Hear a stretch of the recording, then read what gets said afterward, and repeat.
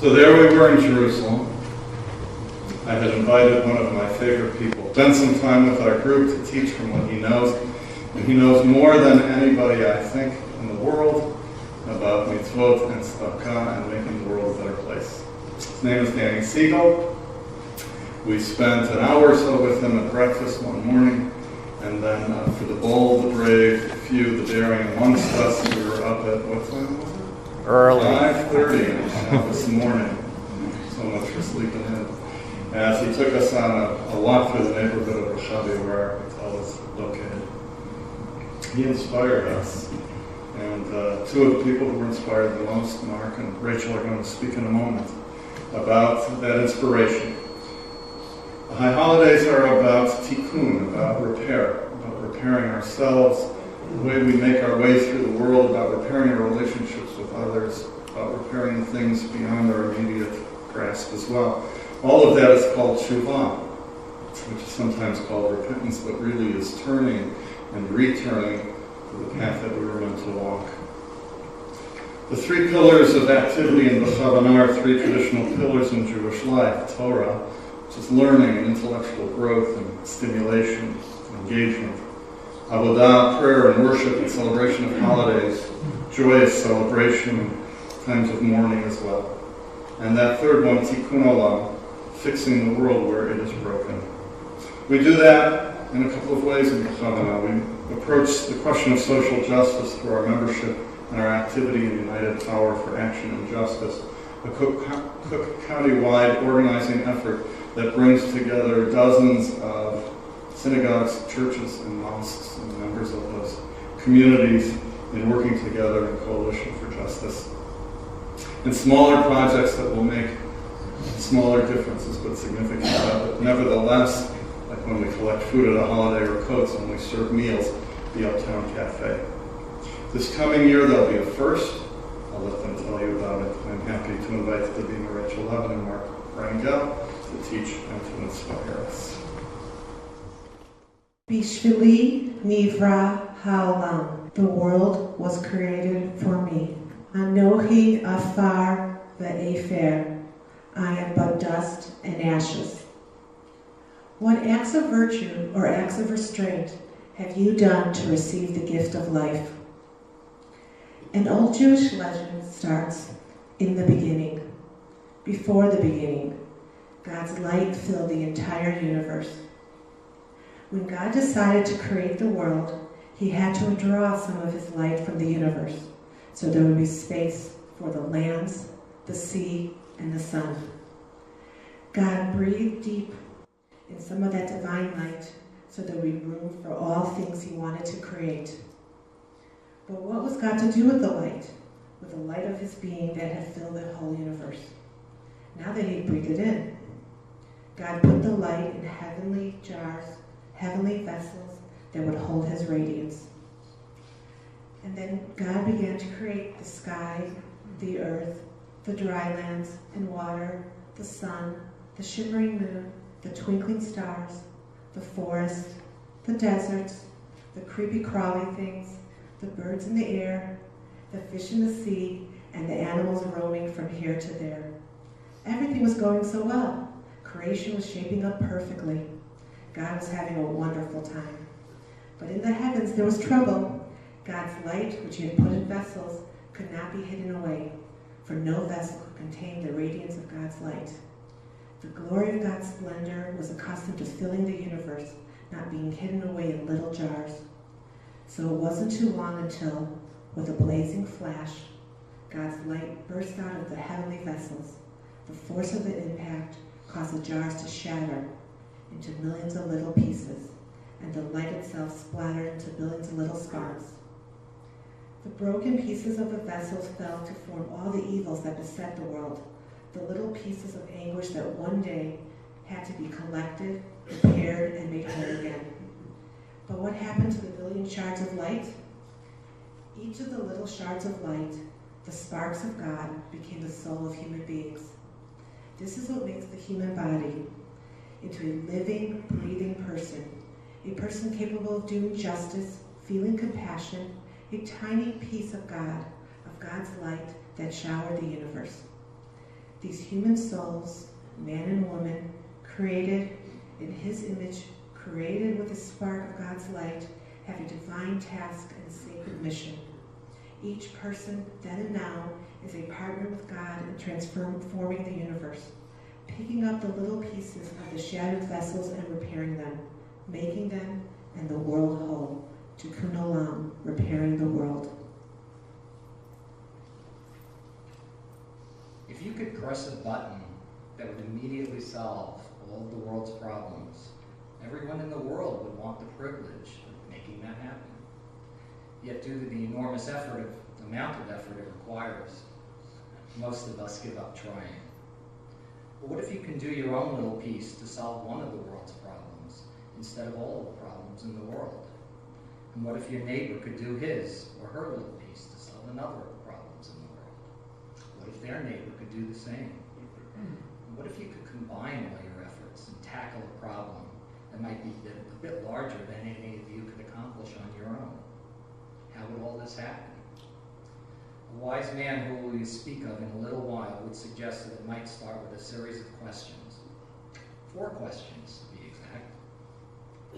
Jews asking 4 questions? Not those. But maybe these. Maybe. What are you good at? What do you like to do? What do you care about? What do you really care about? What are you passionate about? What are you really passionate about? Ishbili nivra ha'olam. The world was created for me. But perhaps it wasn't just created for me. Perhaps it was created for me to do something with, to make my part, to make it a little better. Tzedakah, the Jewish concept of charity, the right, the just, the responsible way human beings care for each other. Judaism has no word for charity. It's not just like something you do because you feel like it, when you're emotionally moved to do so, or when you have extra money. The Jewish concept of tzedakah is not dependent on your feelings, your emotions in the moment, your whim, or your financial condition. Tzedakah is given because as a human being, you have the responsibility to take care of your fellow human being who are in need. It's not an option, it's not an obligation, it's not a matter of choice, it's a requirement, a command. It's the right thing to do, to journey with God toward the sustenance and preservation of our world and the dignity of each human being. Gimilut Hasadim, doing acts of loving kindness. The mitzvah of caring for another human being only begins with tzedakah, but giving money is not enough. The mitzvah continues with personal service, with one human being reaching out to help another through acts of kindness. In the Bible, Gimilut Hasadim means covenantal love. God has unconditional, ultimate love for his people, meaning God will care for his people regardless of situation and circumstance. By performing acts of loving kindness, people bring assistance and comfort to those in need, to imitate God. There are so many people who need help that it sometimes seems an overwhelming task to offer aid and encouragement, but Jewish tradition offers direction where to begin. Jewish tradition relates the story of a rabbi who sought to understand his place in the universe. To keep balance between too much grandiosity and too little self-worth, he has 2 notes, one for each pocket. One note read, "The world was created for me." The other note read, "I am nothing more than dust and ashes." The task of the rabbi is our task, to integrate these 2 messages, keep them in appropriate balance. I too have a book that provides inspiration. It's not quite the magnitude of the Bible, but perhaps one that many of us can relate to nonetheless. Let me read you a couple of quotes from it. "I'm not very big. They only use me for switching trains in the yard. I have never been over the mountain. But we must get over the mountain before the children wake," said all the dolls and all the toys. So she tugged and pulled and tugged, and slowly, slowly, slowly, they started off. Does anyone know where this is from? Parents? Grandparents? A hint? That's right. It's the little engine that could. And that's what brings us to the story of our friend Danny Siegel. Danny Siegel, a humble but incredible man whom several of us had the fortune of meeting this past summer in Israel. Danny's a teacher, an author, a humanitarian, a mitzvah master, as Rabbi Belgrade likes to describe him, and they've been friends and colleagues for over 30 years. Over this time, Danny's efforts and teachings have been the inspiration and motivation for literally thousands of individual projects and initiatives, which when you add them all up, yield a pretty impressive and pretty staggering number. But it's not just about the total. When Danny spoke to us about tzedakah, he said, "Wish for others what you wish for yourself. Health, happiness, love, security." When we asked how we might compensate him for his time and effort that he took to meet with us, he declined. We insisted instead on making a contribution to the work that he does, which he accepted. After we returned from Israel, Danny sent a note to Rabbi Belgrade describing how he's chosen to put some of our donation to work. And I read his email. He said, "The woman who took care of my parents in their latter days was Fatima Savage from Sierra Leone. Quite a woman. Washingtonian of the Year and State of Maryland foster parent. She's been back to Sierra Leone twice recently, working with war widows, disabled people, and others in need. A classic tzedakah. We are in touch all the time." This is Danny Siegel, and Fatima Savage, who he described, is what Danny would term a mitzvah hero. And our donation, combined with other tzedakah money that Danny collected this past summer, has helped to support her work in Africa. Now, mitzvah heroes aren't superheroes, although they could be. But really, most often, they're everyday people that are just making a difference in the world. By the way, all these people that are flashing up right now, these are Danny Siegel mitzvah heroes. He sent them to me when I told him what we were planning to do as a community as a result of his inspiration, which I'm about to tell you right now. See the date? April 19th, 2015. Anybody busy? We can use you. We're going to have a very special day. We're going to see what effort we can have if we pool our efforts, our time, our resources, our connections, and our ideas for the benefit of those who can use our help. And we've got a year one goal that's a bit courageous, but I think we can do it. We're here tonight to ask and invite everyone to be a part of it, in whatever way you can. Whether it's helping to serve meals at the JUF Uptown Cafe, organizing a collection of clothing and supplies to deliver to a shelter for abused women and children, it might be entertaining at a senior center, or even just opening up your garage as a collection point to help accept donations for our food drive. Every effort is going to count. So remember the 4 questions? Danny's 4 questions? If you keep in mind the 4 questions from just a few minutes ago, I want you to take one of the cards that we're going to be handing out when we leave tonight.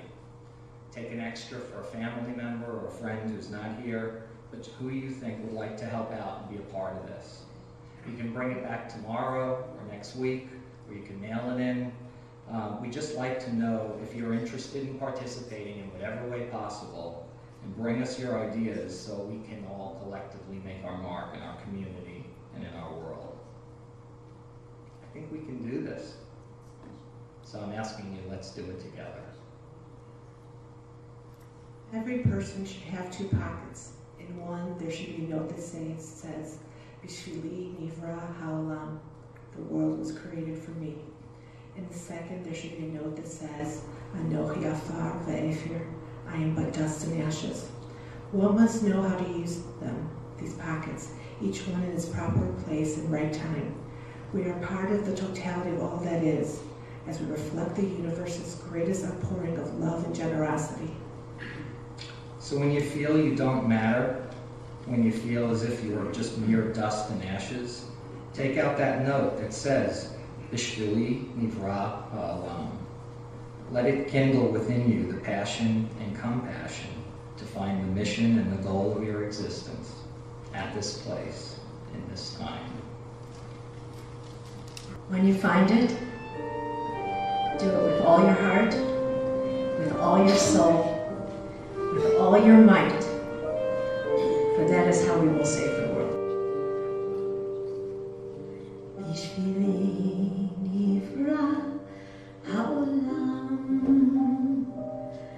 Bishvili nivra ha'olam, Bishvili nivra ha'olam, Bishvili nivra ha'olam, Bishvili nivra ha'olam, Bishvili nivra ha'olam,